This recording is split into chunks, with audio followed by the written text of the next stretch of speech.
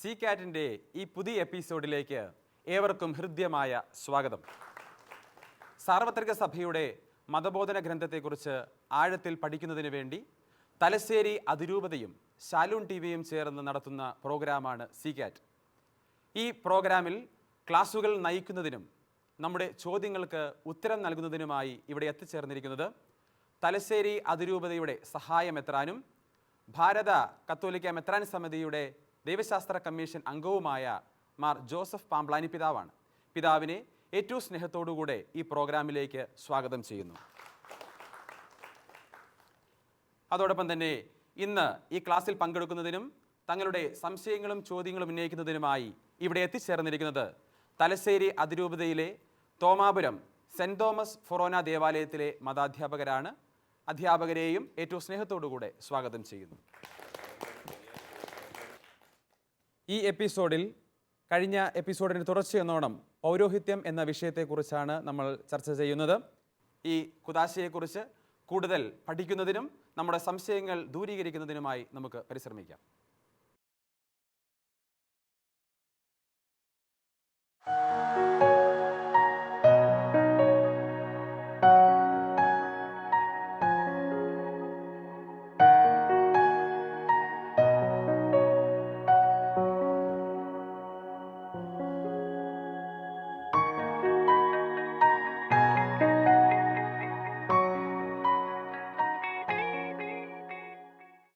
എന്തുകൊണ്ടാണ് ഒരു പുരോഹിതൻ മറ്റൊരു ക്രിസ്തു എന്ന് അറിയപ്പെടുന്നു എന്ന് വിശദീകരിക്കാവൂ? പുരോഹിതൻ എന്തുകൊണ്ട് മറ്റൊരു ക്രിസ്തു എന്നറിയപ്പെടുന്നു എന്ന് ചോദിച്ചാൽ തീർച്ചയായും നമുക്കറിയാം, പുരോഹിതൻ അവൻ്റെ ദൗത്യത്തിൽ ഈശോമിശിഹായെ വ്യക്തിപരമായി പ്രതിനിധാനം ചെയ്യുന്നു. പക്ഷെ ഇത് പറയുമ്പോഴും നമുക്കറിയാം പുരോഹിതൻ ക്രിസ്തു അല്ല, അല്ലേ? പുരോഹിതൻ ആരാണ്? മനുഷ്യൻ മാത്രമാണ്. അവൻ്റെ എല്ലാ പരിമിതികളും ബലഹീനതകളോടും കൂടിയ ഒരു സാധാരണ മനുഷ്യൻ മാത്രമാണ്. ബലഹീനമായ കരങ്ങളിൽ ദൈവം സ്വർഗീയ നിക്ഷേപം നൽകിയെന്ന് മാത്രമേ ഉള്ളൂ. മൺപാത്രങ്ങളിൽ നിധി കിട്ടിയവനാണ് പുരോഹിതൻ. അതുകൊണ്ട് ഈശോ മിശിഹ അവനെ സ്നേഹിച്ചു, ഈശോ അവനെ തിരഞ്ഞെടുത്തു, ഈശോ അവനെ നിയോഗിച്ചു, ഈശോ അവന് അധികാരം നൽകി. ആ അർത്ഥത്തിൽ അവൻ ഈശോയുടെ സ്ഥാനത്ത് നിന്ന് പ്രവർത്തിക്കാൻ നിയോഗം ലഭിച്ചു. പക്ഷേ ഇത് പറയുമ്പോഴും നമ്മൾ മനസ്സിലാക്കണം, പുരോഹിതൻ ഒരു മനുഷ്യ വ്യക്തി മാത്രമാണ്. അവൻ മറ്റൊരു ക്രിസ്തുവാണ് അവൻ്റെ പ്രവർത്തനത്തിൽ, എങ്കിലും അവൻ ഒരു സാധാരണ മനുഷ്യൻ മാത്രമാണ്. അതുകൊണ്ടാണ് മതബോധന ഗ്രന്ഥം പറയുക, ഈശോയാണ് യഥാർത്ഥ പുരോഹിതൻ, ബാക്കി എല്ലാവരും ശുശ്രൂഷകരാണ്. മറ്റൊരു ക്രിസ്തു ആയിരിക്കുമ്പോഴും ഒരു പുരോഹിതൻ ഈശോയുടെ ദൗത്യത്തിൻ്റെ ശുശ്രൂഷകൻ മാത്രമാണ്. യഥാർത്ഥ ബലി എന്നേക്കുമായിട്ട് ഈശോ മിശിഹ അർപ്പിച്ച ബലിയാണ്. പല അകത്തോലിക്ക സഭകളുടെയും ആളുകൾ ചോദിക്കാറുള്ളൊരു ചോദ്യമാണ്, എന്നേക്കുമായി അർപ്പിക്കപ്പെടേണ്ട ബലി ഈശോ അർപ്പിച്ചു കഴിഞ്ഞു, ഇനി മറ്റൊരു ബലിക്ക് പ്രസക്തിയില്ല എന്ന് വചനം പറയുന്നു. എന്നിട്ട് നിങ്ങൾ കത്തോലിക്കർ എല്ലാ ദിവസവും രാവിലെ കുർബാന എന്നും പറഞ്ഞ് ഈ പരിപാടി നടത്തുന്ന എന്നാ എന്നൊക്കെ ചോദിക്കുന്ന വഴക്കൂടുന്നവരുണ്ട്. കേട്ടിട്ടുണ്ടാവും നിങ്ങളും, അല്ലേ? അത് നമ്മൾ മനസ്സിലാക്കുക, എന്നേക്കുമായി അർപ്പിക്കപ്പെട്ട ബലി ഈശോയുടെ ബലിയാണ്, കുരിശിലെ ബലിയാണ്. ആ ബലി വീണ്ടും അർപ്പിക്കാൻ നമുക്ക് ആർക്കും സാധിക്കുകയില്ല. ആ ബലിയെ അനുസ്മരിക്കുക, അനുഷ്ഠിക്കുക, അതിൻ്റെ രക്ഷാകര ഫലങ്ങൾ അനുഭവിക്കുക എന്നതാണ് അൾത്താരയിലെ ബലിയിൽ നാം ചെയ്യുന്നത് എന്ന സത്യം ഓർക്കുക. അത് പുരോഹിതൻ ആവർത്തിക്കുകയല്ല ചെയ്യുന്നത്, അത് ആവർത്തിക്കുന്ന ആരാ? ഈശോ തന്നെയാണ്. എന്നേക്കുമായി അർപ്പിക്കപ്പെട്ട ആ ബലി ഇന്ന് ആ ബലിയുടെ അതേ സജീവതയിൽ നമുക്ക് കുരിശിലെ ബലിയുടെ വരപ്രസാദം നേടിത്തരുന്നത് ആരാണ്? ഈശോയാണ്. ആ ഈശോയുടെ ബലി തന്നെയാണ് നമ്മളിവിടെ അർപ്പിക്കുന്നത്. അതുകൊണ്ട് ഒരേ സമയം പുരോഹിതൻ മറ്റൊരു ക്രിസ്തുവാണ് എന്ന് പറയുമ്പോൾ ആ പദത്തെ ഒരിക്കലും ക്രിസ്തുവിന് തുല്യനായ വ്യക്തിയാണ് പുരോഹിതൻ എന്ന അർത്ഥത്തിലോ, ക്രിസ്തു തന്നെയാണ് പുരോഹിതൻ എന്ന അർത്ഥത്തിലോ നമ്മൾ അതിനെ മനസ്സിലാക്കാൻ പാടില്ല. പിതാവ് നേരത്തെ പറഞ്ഞ ഒരു രഹസ്യം എന്നുള്ള വാക്ക് എനിക്ക് തോന്നുന്നു ഇവിടെ കൂടുതൽ ഉചിതമാണെന്ന് തോന്നുന്നു ഉപയോഗിക്കുക. Okay, yes. ഒരു പുരോഹിതനെ എങ്ങനെയാണ് സ്നേഹിക്കുകയും ബഹുമാനിക്കുകയും ആദരിക്കുകയും ചെയ്യേണ്ടത്? അതിനെ കുറിച്ചൊന്ന് വിശദീകരിക്കാവോ? ഒരു പുരോഹിതനെ എങ്ങനെയാണ് സ്നേഹിക്കുക, ബഹുമാനിക്കുക, ആദരിക്കേണ്ടത്? ശരിക്കും ഒരു നല്ല ചോദ്യമാണ്. ടീച്ചറിൻ്റെ പേര് മേഴ്സി ടീച്ചറിൻ്റെതാണ് ഈ ചോദ്യം അല്ലേ? അതായത് മേഴ്സി ടീച്ചറുടെ ചോദ്യം, അച്ഛനെ എങ്ങനെയാണ് ആദരിക്കുക? നിങ്ങൾ ടീച്ചർമാർ, ഇടവകയിലെ അമ്മച്ചിമാരൊക്കെ അച്ഛന്മാരെ ആദരിക്കാൻ വേണ്ടി ചെയ്യുന്നത് നല്ല ചക്കപ്പുഴുക്കുണ്ടാക്കിയാൽ അതിൽ ഒരു ഓഹരി, അതുപോലെ കോഴിക്കറി വെച്ചാൽ അതിനകത്ത് ഒരു പാത്രം, ഒരു 2 കഷ്ണം ചുറ്റുപാത്രത്തിലിട്ട് അടച്ചു മൂടി അച്ഛന് കൊണ്ടുപോയി കൊടുക്കാറുണ്ട്. അതൊരു സ്നേഹപ്രകടനമാണ്. ഞാനും പലപ്പോഴും എൻ്റെ ഇടവകയിലെ അമ്മച്ചിമാരുടെ ഈ സ്നേഹം അനുഭവിച്ചിട്ടുണ്ട്. അതുകൊണ്ടാണ് എനിക്ക് ഇത്രയും വണ്ണവും തടിയും ഉണ്ടായത് തന്നെ. ഇങ്ങനെ പലരുടെയും സ്നേഹം അനുഭവിച്ചിട്ടാണ്. അതൊരു നല്ല വശമാണ്. തീർച്ചയായും അതിനകത്തൊരു നന്മയുണ്ട്, അത്തരത്തിലുള്ള സ്നേഹപ്രകടനങ്ങൾ. പക്ഷെ ഒരു പുരോഹിതനോട് നാം കാണിക്കേണ്ട സ്നേഹം ചക്കയും കോഴിയും കൊടുത്തല്ല. അത് പറ്റുന്നവർ ചെയ്തു, പറ്റാത്തവർ കൊടുക്കണ്ട. നിങ്ങൾ കൊടുത്തില്ലെന്ന് വിചാരിച്ച് അച്ഛന്മാർ പഞ്ഞം കിടന്ന് മരിക്കുമൊന്നുമില്ല. അവർ അവരുടേതായ വഴികൾ കണ്ടെത്തിക്കുള്ളൂ. അപ്പം അത്തരത്തിലുള്ള ബാഹ്യമായ സ്നേഹപ്രകടനങ്ങൾ നല്ലതാണ്, തീർച്ചയായും നല്ലതാണ്. പക്ഷേ പുരോഹിതനുമായിട്ടുള്ള സ്നേഹബന്ധം നാം കൂടുതൽ പ്രകടമാക്കേണ്ടത് മറ്റൊരു വേദിയിലാണ്. ഒന്ന്, വിശുദ്ധ കുമ്പസാരക്കൂട്ടിൽ നമ്മുടെ പാപത്തെ യാതൊരു മറയോ ഒളിവോ ഇല്ലാതെ സമ്പൂർണമായി തുറന്നു പറയുകയും നമ്മുടെ ആത്മീയ വളർച്ചയ്ക്ക് വേണ്ട ശരിയായ ഉപദേശങ്ങൾ സ്വീകരിച്ച് നമ്മുടെ ആത്മാവിനെ നമ്മൾ വിശുദ്ധീകരിക്കാൻ ആ വൈദികൻ്റെ സാന്നിധ്യത്തെ പ്രയോജനപ്പെടുത്തുകയും ചെയ്യുമ്പോൾ നമ്മൾ പൗരോഹിത്യത്തെ യഥാർത്ഥത്തിൽ ആദരിക്കുകയാണ്. പലപ്പോഴും നമ്മൾ അറിയാവുന്ന അച്ഛനാണല്ലോ, വികാരിച്ചനാണ്, എപ്പോഴും കാണുന്ന, ഇനി എന്നാ ഇന്ന്. അതുകൊണ്ട് ഒരുവിധം ഡീസൻ്റായ ഭാവങ്ങളൊക്കെ പറഞ്ഞേച്ചങ്ങ് പോയേക്കാം അല്ലേ? പ്രാർത്ഥനയെ പല വിചാരമുണ്ടായി, അല്ലെങ്കിൽ പിള്ളേരോട് വഴക്കുകൂടി, ഇങ്ങനെയൊക്കെ വലിയ നിരുപദ്രവകരമായൊരു 2-3 ഭാവമൊക്കെ പറഞ്ഞ് ചേട്ടന്മാരൊക്കെ തടി ഊരാറുണ്ട്. അത് പൗരോഹിത്യത്തോട് കാണിക്കുന്ന അനാദരവാണ്. ഈശോ തന്നെയാണ് അവിടെ ഇരിക്കുന്നത് എങ്കിൽ, എൻ്റെ ഹൃദയത്തിൻ്റെ സൂക്ഷ്മ വിചാരങ്ങൾ പോലും അറിയുന്ന ദൈവമാണ് അവിടെ ഇരിക്കുന്നത് എങ്കിൽ, ഞാൻ പരിശുദ്ധ കുമ്പസാരം പരിപൂർണമായ ആത്മാർത്ഥതയോടെ നിറവേറ്റുമ്പോൾ ഞാൻ പൗരോഹിത്യത്തെ ആദരിക്കുകയാണ്. രണ്ടാമതായി നമുക്ക് മനസ്സിലാക്കേണ്ടത്, അച്ഛൻ ഏത് കർമ്മം അനുഷ്ഠിക്കുമ്പോഴും അച്ഛനിലൂടെ ഈശോ ഇവിടെ സംസാരിക്കുന്നു, ഈശോ പ്രവർത്തിക്കുന്നു. അച്ഛൻ വചനം വ്യാഖ്യാനിക്കുമ്പോൾ എന്നോട് ഈശോ തന്നെയാണ് സംസാരിക്കുന്നത് എന്ന ബോധ്യത്തോടെ ആ വചനത്തെ ഹൃദയത്തിലേക്ക് സ്വീകരിക്കുമ്പോൾ വൈദികനെ നമ്മൾ യഥാർത്ഥത്തിൽ ആദരിക്കുകയാണ്. മൂന്നാമതായി നമ്മൾ വൈദികർക്ക് വേണ്ടി പ്രാർത്ഥിച്ചുകൊണ്ട്, വൈദികരുടെ കൈകളെ, കരങ്ങളെ, നാവുകളെ, ഹൃദയങ്ങളെ മലിനമാകാതെ സൂക്ഷിക്കണമേ എന്ന് പറഞ്ഞ് നമ്മളൊരു പുരോഹിത പ്രാർത്ഥന ചെല്ലാറുണ്ട്. ആ പ്രാർത്ഥനയും അതുപോലെ തന്നെ ലോകമാസകലമുള്ള എല്ലാ വൈദികരെയും ഓർത്ത് പ്രാർത്ഥിക്കാൻ കഴിയുക.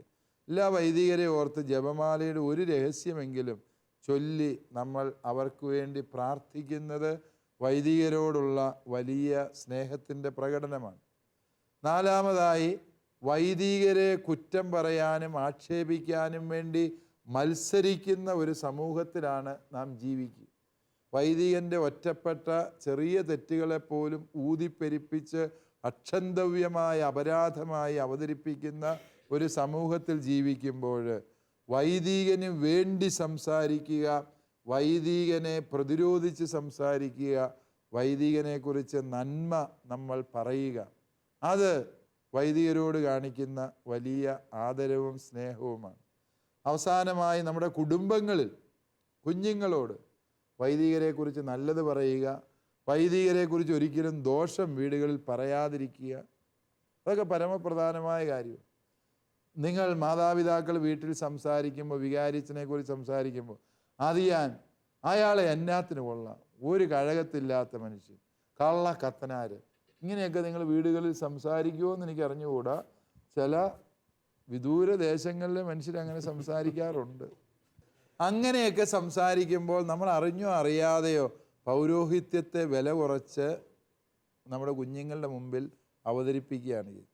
വൈദികനെക്കുറിച്ച് എപ്പോൾ സംസാരിച്ചാലും ആദരവോടെ വികാരിയച്ഛൻ എന്ന് തന്നെ പറഞ്ഞ് നമ്മൾ അദ്ദേഹത്തിൻ്റെ പേര് പറയുമ്പോൾ അച്ഛൻ എന്ന് ചേർത്ത് തന്നെ എപ്പോഴും പറയണം, അല്ലേ? അങ്ങനെ പേര് പറഞ്ഞ് പഠിക്കുക. അച്ഛന്മാരുടെ ഇരട്ടപ്പേരുകളോ മുറിപ്പേരുകളോ ഒന്നും ഉപയോഗിക്കരുത്. മറിച്ച് നമ്മൾ വൈദികരെ ആദരപൂർവ്വം വൈദികൻ എന്നർത്ഥം കിട്ടുന്ന അച്ഛൻ എന്ന് തന്നെ ചേർത്ത് പറയണം. ജോസഫ് അച്ഛൻ, തോമസ് അച്ഛൻ, അല്ല വീട്ടുപേരാണ് ഉപയോഗിക്കുന്നത് എങ്കിൽ പാമ്പ്ളാനി അച്ഛൻ, അങ്ങനെ തന്നെ പറയണം. അങ്ങനെ നമ്മൾ ആദരിച്ച് മറ്റുള്ളവരുടെ മുമ്പിൽ സാക്ഷ്യപ്പെടുത്തും. അതിൻ്റെ കൂടെ നിങ്ങൾ ചക്കയും കോഴിയൊക്കെ കൊണ്ടുവന്നാൽ കുറേ കൂടി സന്തോഷത്തോടെ ഞങ്ങൾ കഴിക്കും. ഓക്കെ, ഇനി അടുത്ത ചോദ്യം. ഓക്കെ, ജെയിംസ് സാറാണ്. പിതാവ്, എൻ്റെ പേര് ജെയിംസ്. എൻ്റെയൊക്കെ ചെറുപ്പകാലങ്ങളിൽ ഞാൻ കണ്ടിട്ടുള്ളത് സ്ഥൈര്യലേപനവും തിരുപ്പട്ടവും പിതാക്കന്മാർ നൽകിയിരുന്നതായിട്ടാണ്. പക്ഷേ ഇപ്പോഴാകട്ടെ തിരുപ്പട്ടം പിതാക്കന്മാർ തന്നെ നൽകുന്നു, എന്നാൽ സ്ഥൈര്യലേപനം ഇടവക വികാരിയച്ഛന്മാർ നൽകുന്നതായി കാണുന്നു. ഇതിന് എന്താണ്, നമുക്ക് അതിനെക്കുറിച്ച് ഒന്ന് വിശദമായി അറിഞ്ഞാൽ കൊള്ളാവുന്നുണ്ട്. യെസ്, ജെയിംസ് സാർ ചോദിച്ചത് നല്ല പ്രസക്തമായൊരു ചോദ്യമാണ്. അതായത് പണ്ട് കാലത്ത് മെത്രാൻ ഇടവക സന്ദർശനത്തിന് വരുമ്പോഴാണ് സാധാരണ ഇത് സ്ഥൈര്യലേപനം കൊടുത്തിരുന്നത്. ഇന്ന് അങ്ങനെയല്ല. എന്താണെന്ന് ചോദിച്ചാൽ പാശ്ചാത്യ സഭയിൽ സ്ഥൈര്യലേപനം എന്ന് പറയുന്നത് ഇന്നും ഒന്നുകിൽ മെത്രാനോ അല്ലെങ്കിൽ മെത്രാണിച്ചൻ നിയോഗിക്കുന്ന പ്രത്യേക ചുമതലപ്പെടുത്തിയ വൈദികരോ ആണ് സ്ഥൈര്യലേപനം കൊടുക്കുന്നത്. ലത്തീൻ സഭയിൽ. പൗരസ്ത്യ സഭകളുടെ ദൈവശാസ്ത്രം വ്യത്യസ്തമാണ്. പൗരസ്ത്യ സഭകളിൽ ഇത് മൂന്നും പ്രവേശക കൂദാശകളാണ്. മാമോദീസ, വിശുദ്ധ കുർബാന, സ്ഥൈര്യലേപനം. ഇത് മൂന്നും ഒന്നിച്ച് നൽകേണ്ട കൂദാശയാണ് എന്നാണ് പൗരസ്ത്യ സഭകളുടെ ദൈവശാസ്ത്രം. അതുകൊണ്ട് ഒരു വ്യക്തി ദൈവത്തിൻ്റെ മകനായി തീർന്നാൽ ഉടനെ അവൻ ഈശോയുടെ ശരീരരക്തങ്ങൾക്ക് അവകാശിയാണ്. അതുപോലെ തന്നെ പരിശുദ്ധാത്മാവിനെ സ്വീകരിക്കാനുള്ള അവകാശം അവന് കിട്ടുന്നു. അതുകൊണ്ട് ഇത് മൂന്നും ഒന്നിച്ച് നൽകണം എന്നതാണ് പൗരസ്ത്യ സഭകളുടെ ദൈവശാസ്ത്രം. പ്രവേശക കൂദാശകൾ ഇത് മൂന്നും ഒരുമിച്ച് എന്നുള്ള ഈ പൗരസ്ത്യ ദൈവശാസ്ത്രം നമ്മൾ ആരാധനാക്രമത്തിൽ പാലിക്കാൻ തുടങ്ങിയപ്പോൾ മുതൽ ഈ മൂന്ന് കൂദാശകളും ഒന്നിച്ചു കൊടുക്കാൻ തുടങ്ങി. അതുകൊണ്ട് മാമോദീസ വേളയിൽ തന്നെ ഈ വൈദികൻ തന്നെ സ്ഥൈര്യലേപനവും വിശുദ്ധ കുർബാനയും കൊടുക്കുന്നത് കൊണ്ട് പിന്നെ മെത്രാൻ വന്ന് വേറിട്ട ഒരു സ്ഥൈര്യലേപന ശുശ്രൂഷ പൗരസ്ത്യ സഭകളിൽ ഇല്ലാതായി എന്നതാണ് സത്യം. ഇനി അടുത്ത ചോദ്യം ആരാണ് ചോദിക്കുക? ഓക്കെ, ഒച്ചിറാണി ടീച്ചറാണ്. ടീച്ചറുടെ ചോദ്യം എന്താണ് ടീച്ചറെ? പിതാവേ, കത്തോലിക്ക മതബോധന ഗ്രന്ഥം 1553 ഖണ്ഡിക പ്രകാരം സഭ മുഴുവൻ്റെയും നാമത്തിൽ എന്നതുകൊണ്ട് സമൂഹത്തിൻ്റെ മുഴുവൻ പ്രതിനിധിയാണ് വൈദികൻ എന്ന് അർത്ഥമാകുന്നില്ല. അതിനെപ്പറ്റി ഒന്ന് വിശദീകരിക്കാമോ? സഭ മുഴുവൻ്റെയും നാമത്തിൽ എന്ന് പറയുമ്പോൾ വൈദികൻ സഭയുടെ മുഴുവനും നാമത്തിൽ ഒരു ശുശ്രൂഷ ചെയ്യുന്നു. അത് സത്യമാണ്. നമുക്കറിയാം, ഒരു വൈദികൻ ഇപ്പം വിശുദ്ധ കുർബാന അർപ്പിക്കുമ്പോൾ അവിടെ ഒരു 4-5 തരത്തിലുള്ള ദൈവസാന്നിധ്യ അനുഭവങ്ങളുണ്ട്. ഒന്ന്, കൂദാശ ചെയ്യപ്പെട്ട ദേവാലയവും അൾത്താരയുമുണ്ട്. അതിനാൽ തന്നെ അതിൽ ദൈവസാന്നിധ്യമുണ്ട്, അല്ലേ? ദൈവാലയമായതിനാൽ അതിൽ ദൈവസാന്നിധ്യമുണ്ട്. 2, ഈ ദൈവം പ്രത്യേകമായി തിരഞ്ഞെടുത്ത ദൈവത്തിൻ്റെ ദാസനായ വൈദികൻ, അഭിഷിക്തൻ്റെ സാന്നിധ്യം അവിടെ ഉള്ളതുകൊണ്ട് അവിടെ ദൈവസാന്നിധ്യമുണ്ട്. 3, ദൈവവചനം അവിടെ വായിക്കപ്പെടുന്നതിനാൽ വചനപരമായി അവിടെ ദൈവസാന്നിധ്യമുണ്ട്. 4, പരിശുദ്ധ കുർബാനയിൽ ഈശോ സത്യമായും വ്യക്തിപരമായും സന്നിഹിതനായിരിക്കുന്നതിനാൽ വിശുദ്ധ കുർബാനയിലൂടെയുള്ള ദൈവസാന്നിധ്യമുണ്ട്. 5, ഈ 2-3 പേർ എൻ്റെ നാമത്തിൽ ഒരുമിച്ച് കൂടുമ്പോൾ അവരുടെ മധ്യേ ഞാൻ ഉണ്ട് എന്ന് ഈശോ പറഞ്ഞിട്ടുള്ളതിനാൽ ദൈവജനത്തിൻ്റെ ഈ ഈശോയുടെ നാമത്തിലുള്ള കൂട്ടായ്മ തന്നെ ദൈവസാന്നിധ്യം ജനിപ്പിക്കുന്നതാണ്. അവസാനമായി ഈശോയിൽ വിശ്വസിക്കുകയും മാമോദീസ സ്വീകരിക്കുകയും ചെയ്ത എല്ലാ വ്യക്തികളോടുമൊത്ത് ദൈവാത്മാവിൻ്റെ നിരന്തര സാന്നിധ്യമുണ്ട്. അതുകൊണ്ട് നമ്മൾ ഒരു ആരാധനാ സമൂഹത്തിൽ പുരോഹിതൻ മാത്രമാണ് ദൈവത്തെ പ്രതിനിധീകരിക്കുന്നത് എന്നുള്ളൊരു ചിന്ത ആവശ്യമില്ല. പുരോഹിതൻ മാത്രമല്ല ദൈവത്തെ പ്രതിനിധീകരിക്കുന്നത്. പുരോഹിതനായിരിക്കുന്ന ദേവാലയവും അൾത്താരയും ദൈവവചനവും വിശുദ്ധ കൂദാശയായ കുർബാനയും അതുപോലെ ദൈവമക്കളും എല്ലാം ദൈവസാന്നിധ്യത്തെ പ്രചോദിപ്പിക്കുന്നതാണ്. അതുകൊണ്ട് പുരോഹിതനിൽ മാത്രമാണ് ദൈവസാന്നിധ്യം എന്നൊരു ചിന്ത വേണ്ട. സഭ മുഴുവനും എന്ന് പറയുമ്പോൾ ഈ മുഴുവൻ യാഥാർത്ഥ്യത്തെയുമാണ് അവിടെ വിഭാവനം ചെയ്യുന്നത്. പിതാവെ, പൗരോഹിത്യത്തിലേക്കും സമർപ്പിത ജീവിതത്തിലേക്കും ഇന്ന് ദൈവവിളി കുറഞ്ഞുകൊണ്ടിരിക്കുകയാണല്ലോ. എന്താണ് അതിന് കാരണം? കുടുംബജീവിതം നയിക്കുന്ന ഞങ്ങൾക്കെല്ലാവർക്കും ഈ ദൈവവിളി ഉയർത്താൻ വേണ്ടി എന്തെങ്കിലും ചെയ്യാൻ സാധിക്കുമോ? അതായത് ശരിക്കും ഷിജിത്തിൻ്റെ ചോദ്യം നല്ല ചോദ്യമാണ്. അതായത് ഈ ദൈവവിളി വർദ്ധിപ്പിക്കാൻ കുടുംബജീവിതക്കാർക്ക് എന്ത് ചെയ്യാൻ പറ്റും? തീർച്ചയായും നിങ്ങൾക്ക് മാത്രമേ അത് സഹായിക്കാൻ പറ്റുള്ളൂ. അച്ഛന്മാർ വിചാരിച്ചാൽ ഒന്നും ചെയ്യത്തില്ല. കാരണം എന്താണ്? ഇത് പിള്ളേർ വേണം, പിള്ളേരുണ്ടെങ്കിൽ ഇത് പറ്റുള്ളൂ, അല്ലേ? അച്ഛന്മാർക്കും സിസ്റ്റേഴ്സിനും മക്കളില്ല. മക്കളുള്ളത് നിങ്ങളുടെ കുടുംബങ്ങളിലാണ്. നിങ്ങൾ നിങ്ങളുടെ മക്കളെ വിശ്വാസത്തിൻ്റെ വഴിയിൽ, സഭയോടുള്ള സ്നേഹത്തിൽ, പൗരോഹിത്യത്തോടുള്ള ആദരവിൽ വളർത്തുക എന്നുള്ളത് തന്നെയാണ് ഈ കാലഘട്ടത്തിൽ നിങ്ങൾ കുടുംബജീവിതക്കാർക്ക് ദൈവവിളിയെ വളർത്താൻ സഹായിക്കാവുന്ന ഏറ്റവും നല്ല വഴി. സാറ് ചോദിച്ച ആദ്യ ചോദ്യത്തിൽ തന്നെ ഇതിൻ്റെ പ്രശ്നങ്ങൾ മനസ്സിലാക്കിയാൽ തന്നെ പരിഹാരമുണ്ട്. എന്തുകൊണ്ടാണ് ദൈവവിളി കുറഞ്ഞു വരുന്നത്? ദൈവവിളിയെക്കുറിച്ച് പറയുമ്പോൾ വിശുദ്ധ അക്വിനാസിൻ്റെ ഒരു വാചകമുണ്ട്. ദൈവത്തെ വിളിച്ചപേക്ഷിക്കുന്ന കുടുംബങ്ങളിൽ നിന്നാണ് ദൈവവിളി ഉണ്ടാകുന്നത് എന്ന് പറയും, അല്ലേ? ദൈവത്തെ വിളിച്ചപേക്ഷിക്കുന്ന കുടുംബങ്ങളിൽ നിന്ന് ദൈവവിളി ഉണ്ടാകും എന്ന് പറഞ്ഞാൽ അതിൻ്റെ അർത്ഥം എന്താ? പ്രാർത്ഥനാ ജീവിതം കുടുംബത്തിൽ വേണം. കുടുംബങ്ങളിൽ ശരിക്കും മുടങ്ങാതെ സന്ധ്യാപ്രാർത്ഥന ചൊല്ലുകയും സഭയുടെ നിയമങ്ങൾ കൃത്യതയോടെ അനുഷ്ഠിക്കുക, നോമ്പ്, ഉപവാസം, അതുപോലെ തന്നെ വെള്ളിയാഴ്ച ആചരണങ്ങൾ, 25 നോമ്പ്, 50 നോമ്പ്, 15 നോമ്പ്, 8 നോമ്പ്, ഇതൊക്കെ വീടുകളിൽ കൃത്യമായി അനുഷ്ഠിച്ച് വരുമ്പോൾ കുഞ്ഞുങ്ങൾക്ക് കിട്ടുന്നൊരു സന്ദേശമുണ്ട്. സഭയും സഭയോടൊത്തുള്ള ജീവിതവും പ്രസക്തമാണ്. അപ്രകാരം ഒരു സഭാത്മക ജീവിത ശൈലി കുടുംബങ്ങളിൽ കുറഞ്ഞുപോയി എന്നുള്ളത് ദൈവവിളി കുറയുന്നതിന് ഒരു പ്രധാന കാരണമാണ്. അത് കുടുംബജീവിതക്കാർക്ക് പരിഹരിക്കാവുന്നു. ദൈവവിളി കുറയുന്നതിൻ്റെ മറ്റൊരു പ്രധാനപ്പെട്ട കാരണം എന്ത് എന്ന് ചോദിച്ചാൽ, സാമൂഹിക മാധ്യമങ്ങളിൽ, പ്രത്യേകിച്ച് നവമാധ്യമങ്ങളിലൂടെ പൗരോഹിത്യത്തെയും സന്യാസത്തെയും വില കുറച്ച് കാണിക്കാനുള്ള ബോധപൂർവമായ സംഘടിതമായ നീക്കങ്ങൾ നടക്കുന്നുണ്ട്.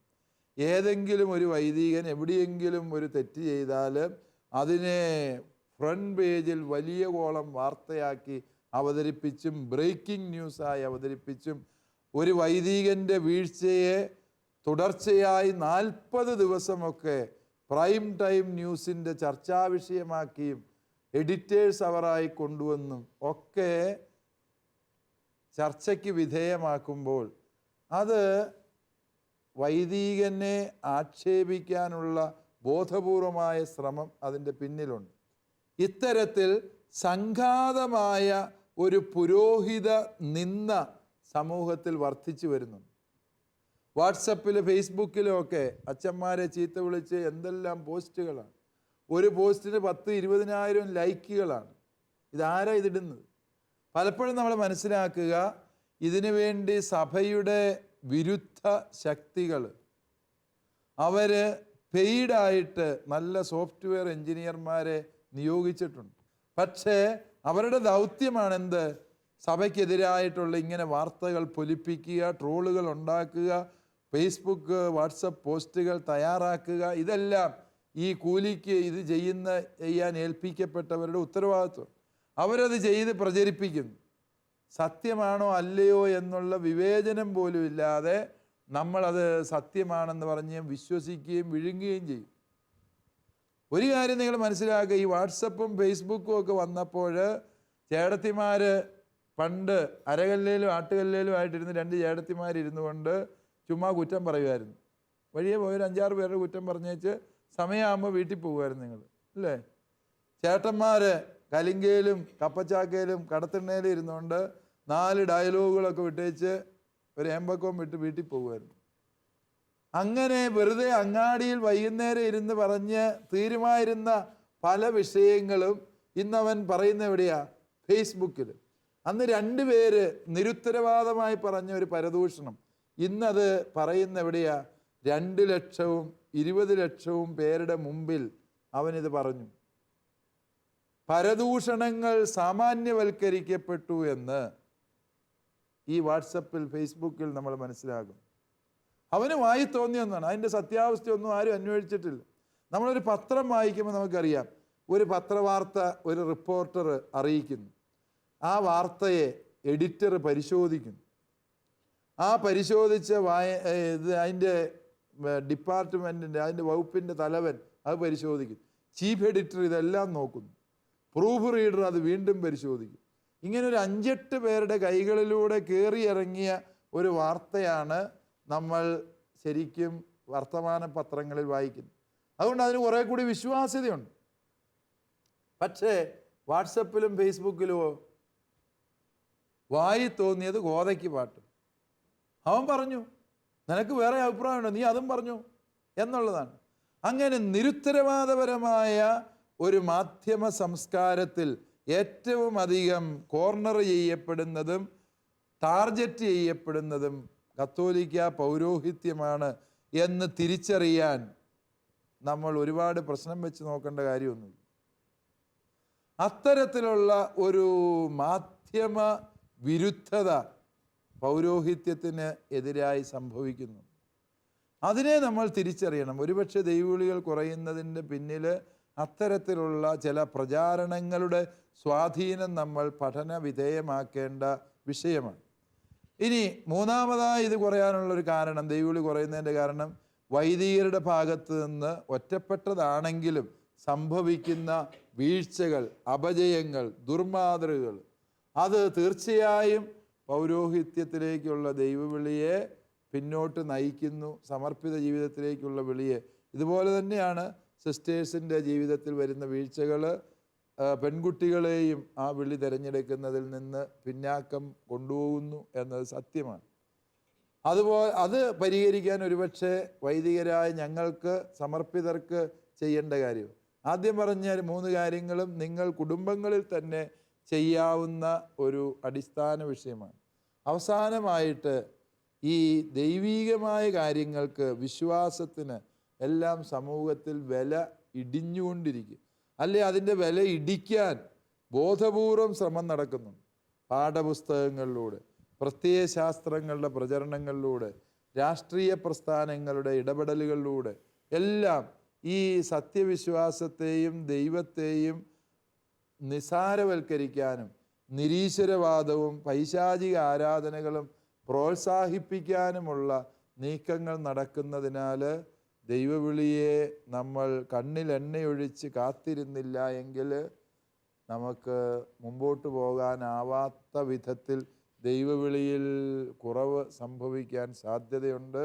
അല്ലയോ മാതാപിതാക്കളെ, നിങ്ങളുടെ ഉത്തരവാദിത്വമാണ് ഈ കുഞ്ഞുങ്ങളെ ദൈവവിളിയുടെ വഴിയിൽ, ദൈവം അവരെ വിളിക്കുമോ ഇല്ലയോ നമുക്കറിയത്തില്ല, എൻ്റെ കുഞ്ഞിനെ ദൈവം വിളിക്കണം എന്ന ആഗ്രഹത്തോടെ പ്രാർത്ഥിക്കുന്ന മാതാപിതാക്കളാകുക, കുഞ്ഞുങ്ങളെ അതിനുവേണ്ടി പരിശീലിപ്പിക്കുക, ദൈവത്തിന് മക്കളെ സമർപ്പിക്കുക. അതാണ് കുടുംബജീവിതക്കാർക്ക് ചെയ്യാവുന്നത്. തീർച്ചയായിട്ടും മാതാപിതാക്കൾ എന്ന രീതിയിൽ, അതോടൊപ്പം തന്നെ മതാധ്യാപകർ എന്ന നിലയിൽ ദൈവവിളി വളർത്തുവാനായിട്ട് നല്ല ഒരു അവസരം നിങ്ങൾക്ക് ലഭിച്ചിരിക്കുകയാണ്. തീർച്ചയായിട്ടും അത് നല്ല രീതിയിൽ നിങ്ങൾക്ക് പ്രയോജനപ്പെടുത്താനായിട്ട് സാധിക്കട്ടെ. പൗരോഹിത്യത്തെക്കുറിച്ചുള്ള ചർച്ചകൾ ഇവിടെ അവസാനിക്കുന്നില്ല. വീണ്ടും അടുത്ത എപ്പിസോഡിൽ കാണുന്നതുവരെ നന്ദി, നമസ്കാരം.